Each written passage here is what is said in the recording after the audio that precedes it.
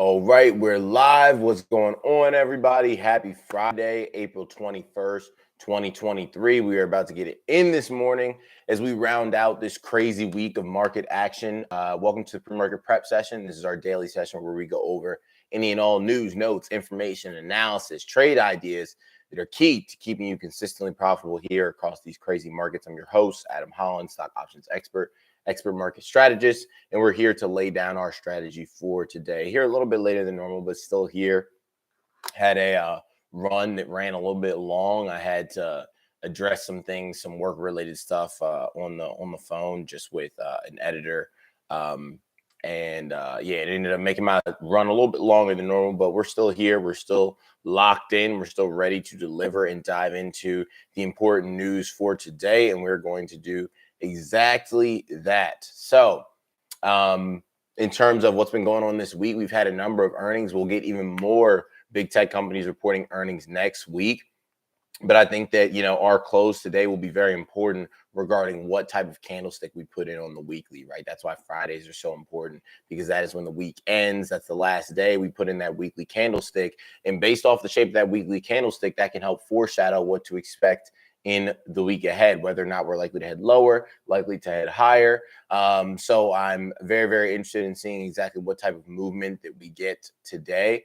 And then that, leads the way for how we go into next week. Now, we do have a number of big names reporting next week. We've got Microsoft, right? We've got Google on the same day. So we have even bigger names reporting next week than some of the names that we had this week. So strap in, right? We're kind of just getting started over the course of the next 2 weeks. We'll continue to get earnings news.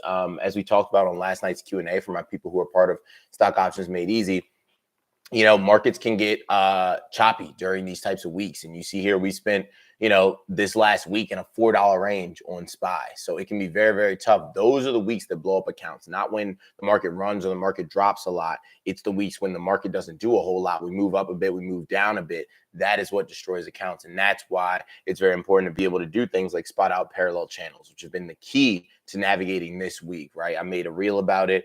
We've traded them a number of times since I made that reel, but parallel channels were key to trading this week. And it's what allowed us to really dominate Wednesday and dominate Thursday, which were really the trickiest days in terms of price action, right? Not only were we involved in every move that happened, right, but we were timing those moves correctly. Not that we were heavy. This is a week where you want to play light. I'm not going to pretend like I was heavy because you don't want to be heavy in this. But if you are making trades, you at least want to be winning on them, right? And you want to be learning, and you want to be saying, okay, cool, I navigated that really tough situation the right way. So if I see it again, I'll be able to put more weight behind it, right? That's what's important. Don't look at it and say, oh, guys, I only had 3 contracts, or I only had 1 contract. Like, that wasn't even a huge win. The huge win comes in the future when you see that movement again. You're like, oh, I've seen this before and I've done this before. I'm going to buy 5 contracts instead of 1, right? So then when you're sitting there, people are like, yo, we're going to drop. What are you doing? You're like, I think we're going to make our way back up inside the channel. I'm going to buy 10 contracts. And they're like, oh my God, you're insane. What is wrong with you? Like, this person is unhinged. And then you win and they're like, wow, this person is, an oracle. And it's not. It's just you taking advantage and really, really, really internalizing each and every experience that you have in markets, right? So if you're looking to do that, make sure that you throw a 2 in the chat, whether you're watching live or via replay. Throw a 2 in the chat if you're looking to make sure that you're taking inventory, like really important inventory of your past experiences here when it comes to you trading, et cetera, et cetera. I think that, let me see here. Let me get the. All right, awesome. There we go. Close. Cool.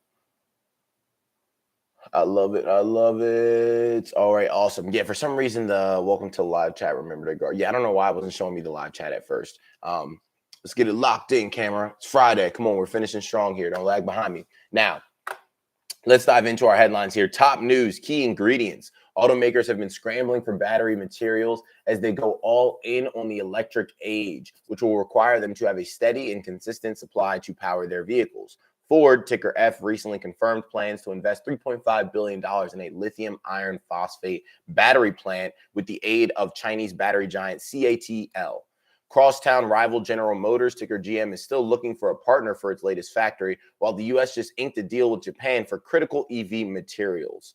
Other suppliers and countries are taking notice of the market dynamics, which will define the remaking of the auto sector as it retires the internal combustion engine, right? So moving from ICE, internal combustion engine, into the electric age. So snapshot, Chile's President Gabriel Boric said he would nationalize the lithium industry of the country, which is the world's second largest producer of the key EV material and holds the globe's largest reserve. So Chile, right, a big player moving forward, as lithium will be the key ingredient for the future, right? We talked about lithium. We've been all over lithium since the first challenge, right? The cutting edge challenge. We talked about lithium and how important lithium is.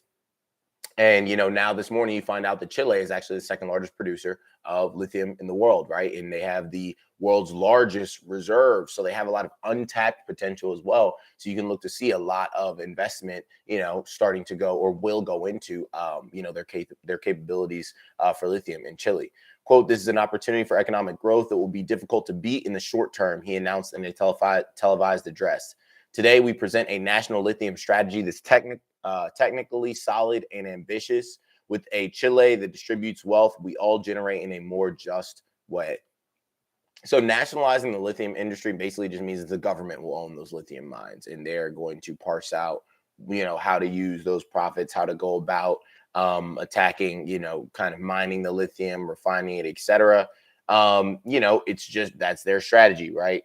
There's no one to say, okay, this is best or worse. A lot of people say, oh, private sector knows how to do it best. But we will see, right? Regardless, there's going to be some people that skim. There's going to be some shady stuff that goes on. There always is, right? In any country, whether it's a first world or third world country. But they do have a huge opportunity here for Chile to really, really, really cement themselves in terms of economic growth moving forward. Now, while the transfer to public-private contracts will take time, as well as approval from Congress in the second half of the year, Chilean lithium industry giants were hit by the news. I could not imagine you own a lithium producing company or a lithium, mining company, and then you wake up the next morning and Biden is like, "Hey, I now own your company. Peace." Like, I would just, oh man, that sucks, right? That really, really, really sucks. And actually, one of those companies, that is one that we talked about, right, during the challenge. So, in pre-market trading, Sociedad Química y Minera de Chile, boom, middle school Spanish coming in hot there. Their ticker is SQM, right? They slid nearly 8%, while Albemarle, which is one of the tickers that we mentioned during the challenge, they fell 4%, despite saying that the announcement would have, quote, "no material impact on our business." So overall, right, I don't think it really will hurt the business itself. It's just who's owning it. So the government's like, "Hey, we're buying this business from you now. Be blessed as you go," type thing. The two firms are suppliers to Tesla and several other major automakers. So ALB, once again, back in headlines. Very, very important. Now, go deeper. State involvement in the key EV resources could make inking contracts and their conditions more difficult, or even lead to a kind of battery metal cartel. On the flip side, it may trigger a chain reaction of countries looking to safeguard their natural resources with the hope of boosting their economic growth or raising incomes. Mexico already nationalized its lithium deposits last year, and Indonesia banned exports of nickel ore in 2020. So again, this goes along with, or an 8 in the chat for the big 8, right? This goes along with that idea of the end of globalization and the rise of protectionism. Everyone that has something is looking to keep that thing. Hey, we got something valuable. Okay, ban it leaving this country right now, right? Lock it down, because we need to make sure that we have access to it and we control the flow, right? The game has changed. Everybody who has anything that's valuable is locking it down for themselves. They're trying to make sure that no other country can come in and, take advantage of that, because they need to cement economic prosperity for them in the future, right? Lithium is huge. It is one of the most valuable, metals now in existence because of batteries. It's already been important, but it's even more important given the fact that, we're looking to increase battery capability all over the world, right? Not just for electric vehicles, but for electricity in general, right? When we talk about the infrastructure that Tesla is investing so much in, right? All that needs lithium, and all these companies supply lithium to Tesla and all these other companies that we love. So if you're like, hey, I love Tesla, but Tesla's a little bit too expensive, well, you could also look at some of the companies that supply Tesla, right? So it's important to just have these things, in the back of your head, know that they're available. And then, that way that you have a holistic approach when you're looking to kind of analyze these companies, right? Where could I get in at? In terms of outlook, she's back. Shares are now trading at $163, but Kathy Wood's ARK Invest has issued a new $2,000 price target on Tesla that would value the EV maker at more than $6 trillion in fewer than 4 years. Quote, we want Tesla to scale its units because each one of them now represents potential for a robo-taxi or a robo-taxi fleet, Wood told CNBC, saying that from a margin point of view, the quote, robo-taxi service would be more like a SaaS business, which is software as a service. For those who don't know, surprisingly or not surprisingly, Wood added Tesla shares to the ARK Innovation ETF, ticker ARKK, on the dip last night and continues to be the biggest holding in her flagship fund. Speaking of Elon Musk's companies, another one of his ventures made headlines yesterday after SpaceX's Starship rocket exploded minutes after its first flight. Tesla is also changing vehicle model pricing again. So Tesla, really, really slashing the prices of those vehicles. Also, apparently, you got to look a little bit deeper into that SpaceX explosion headline, because apparently the launch was a success. Like, the launch itself worked. They got off the launch pad. Nothing bad happened. They reached the height that they wanted to reach. Nothing bad happened. And then upon re-entry, right, Musk said before it took off, hey, all of these boosters involved in this rocket might not function correctly on re-entry. And basically, like, if it doesn't function correctly, we're going to have to blow it up. And that's what happened, right? So they came back, they were coming back down. So literally every single part that was meaningful of it was successful, but that last part coming back down was unsuccessful. So they blew it up themselves, right? They were like, all right, go ahead and blow up the rocket, because it's not coming back down the way that we need it to come back down. So they took the safe route and blew it up. They already have another rocket set up, produced, ready to go for the next test. But I think it's just important to, again, like, there's things that catch headlines because it's clickbait. And then when you actually look deeper into it, you're like, oh, this is what happened, right? So I just encourage everybody in every aspect and every facet of life to just look a little bit deeper than the headline, right? Because when you look at it, he said that this is a possibility, and the launch worked. A failed launch is when you can't make it off of the launch pad, right? That's when you got stuff that's wrong, right? It's like if you're teaching your kid to drive and they don't even make it out the driveway, they hit the mailbox. You're like, all right, man, back to square one. Like, this was a resounding failure. But if they make it all the way, out of the driveway, down the block, around the corner, they come back, and then turning into the driveway, they hit the curb. All right, you got most of it right, right? So that's how you have to count it, especially when it comes to literal rocket science, right? Not all the Instagram geniuses in the comments who are like, oh, what a failure. Like, what an idiot, bro. Like, you're sitting here with your Cheeto hands playing Xbox, and you're telling literal rocket scientists how to do their job. Like, please stop, right? In terms of, let's see here, global news, U.S. China. In a speech at the Johns Hopkins School of Advanced International Studies, Treasury Secretary Janet Yellen laid out the next phase of the Biden administration's relationship with China as tensions heat up between the two sides. Quote, we will secure our national security interests and those of our allies and partners, she declared. These national security actions are not designed for us to gain a competitive economic advantage or stifle China's economic and technological modernization. Sure. The United States will assert ourselves when our vital interests are at stake, but we do not seek to decouple our economy from China's.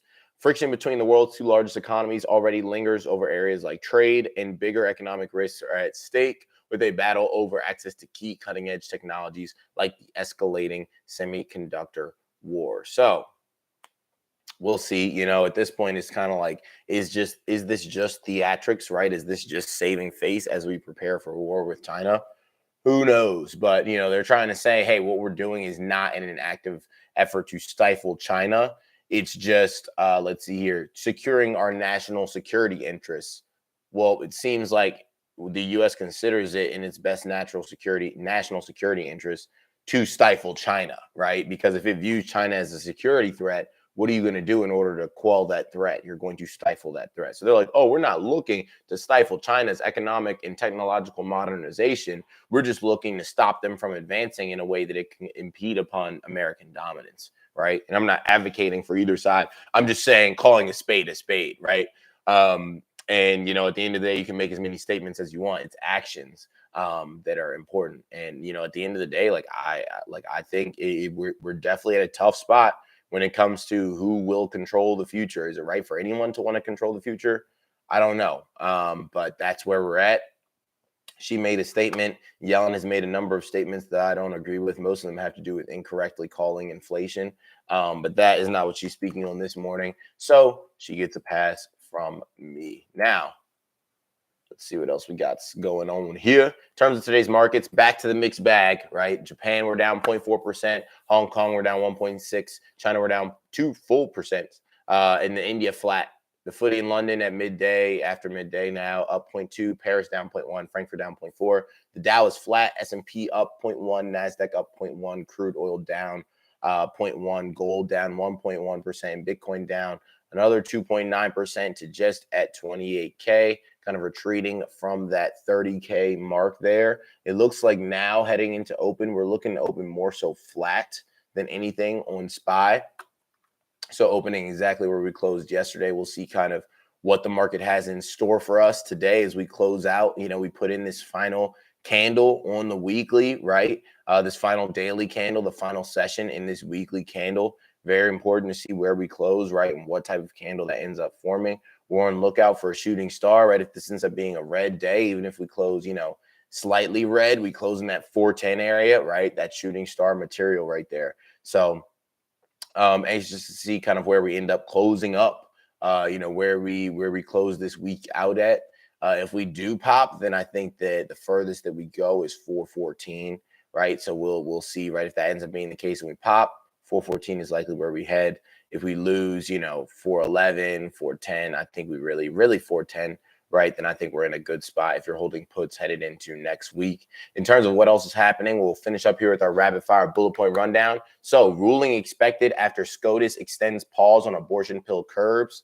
AT&T, ticker T, suffers worst drop in 2 decades as cash flow dries up.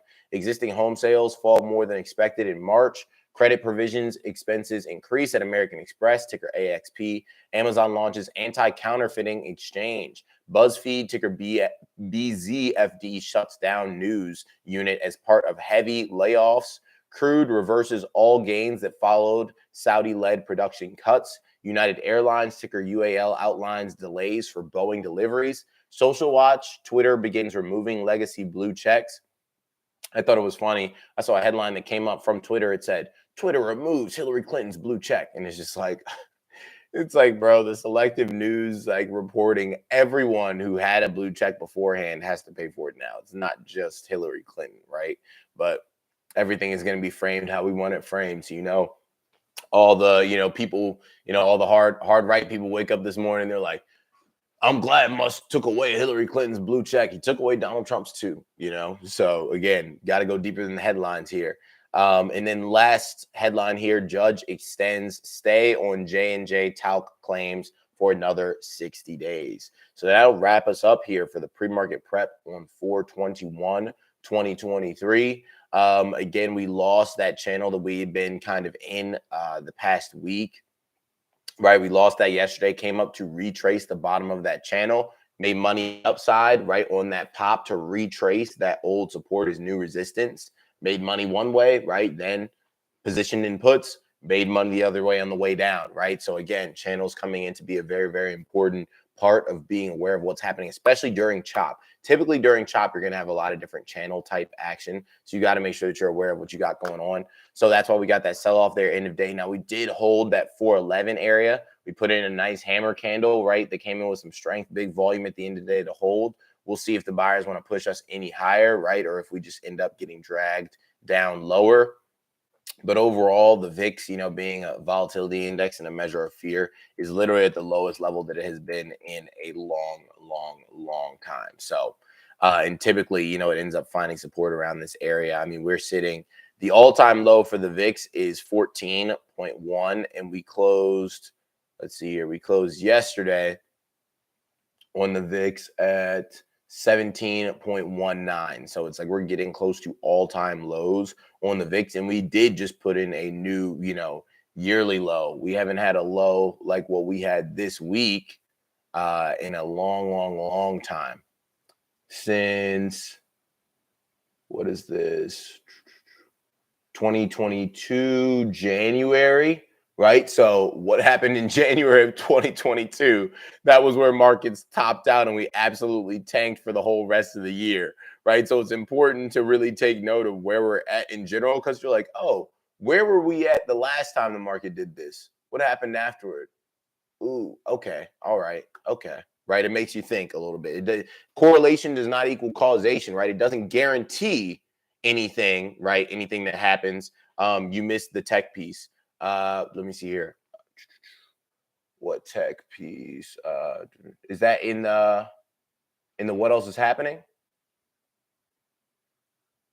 or anti-counterfeiting, Amazon, BuzzFeed, crude? I'm not sure what we mean the tech piece. But if we're talking about tech earnings next week, we do have tech earnings that are coming next week. If that's what you're referring to, I'm not sure what we're talking about here in terms of missing the tech piece. But oh, AI race. That's what it is. That's what it is. Thank you, Vivian. I appreciate that. I don't know what happened. I guess I moved back and forth and I skipped over it. So there was like a last little bit of tech news here. Thanks for that. I appreciate it. It's on the AI race. So Google is merging two of its artificial intelligence research efforts amid a scramble to keep up with also scrambling rivals in the exploding field. The company will combine the Brain team from Google Research and its DeepMind unit bought in 2014 into a single group called Google DeepMind. Google has been AI first since 2016. And quote, along the way, we've been lucky to have two world-class research teams leading the entire industry forward with foundational breakthroughs that have ushered in a new era of AI, said CEO Sundar Pichai. Will AI opportunities help Google stock rebound? We'll have to wait and see, right? We'll have to wait and see to find that out. But overall, what else is new? It's Google trying to sprint to do everything it can catch up to Microsoft and OpenAI, right? And you have to think what Microsoft debuted was their MVP, their minimum viable product. Their minimum viable product has been the most advanced technological breakthrough that we have seen since the creation of the internet. The most, hands down, right? ChatGPT is the most advanced creation that we've seen since the creation of the internet. And that was their minimum viable product. That means that they have at least 4 to 5 iterations in the future of what they came out with. So, and Google is nowhere near Chat GPT 3, right? So this is like Google, you can do all you want, right? You can combine this, you can combine that, but at the end of the day, right, this is the gap is humongous. So Google can try and do it at once, combine what it wants, right? At the end of the day, yeah, the Google piece, thank you. Yeah, at the end of the day, Google, at this point, you ain't catching OpenAI. They can try, but unless they have somebody who literally takes information from OpenAI, leaves and goes to work at Google, like even then they'd have to take that huge data set that OpenAI has and give it to, and Google has tons of data, but they just don't have anywhere close to the large language model that Microsoft has right now by investing in OpenAI. So the AI wars continue, the AI arms race continues, but Microsoft just has such a large lead, and we'll see, what they do with it. They're a great company. I think they'll do great things with it. And they already have a lot of softwares as a service. They're a huge SaaS company. Microsoft Word, Excel, all these different softwares that we all use, they're integrating AI into all of it, right? So it's just like at this point, I don't know how Google catches up, but we'll see, right? I want to say crazier things have happened, but I really don't know. I really don't know if crazier things have happened. But that will wrap us up here for the last pre-market prep session of this week. As I was talking about here to close us out, we need to see how this weekly candle closes, right? That will be very, very important. But just throwing it out there, it's super, super important to note that we've got the VIX at levels that we have not seen since January of 2022. And we all remember what happened then. So this earnings season could be super important, right? If we start to see misses or something like that, we see markets sell off. We've had a lot of institutional investors selling as we approach this level. We'll see kind of what the fate has in store for us. The fates have in store for us. But everybody, right? If you learned something, if you got some value out of the session, drop it right in the chat, right? And other than that, make sure that you have a great day trading out there today. If you got anything valuable from this session, then show love to the accounts, right? The Instagram posts, the YouTube shorts, the TikToks, right? Show love, comment, save, send, all that great stuff so we can continue to grow this community, grow the amount of people that are out here relying on themselves rather than relying on someone else to make decisions about their money, and overall maintaining our financial vitality together. So have a great rest of the day. Can we go out on a focus note? Can we go out on a focus note? And have a safe weekend. I'll see you guys back here on Monday morning for our next pre-market rundown next week. Have a good one.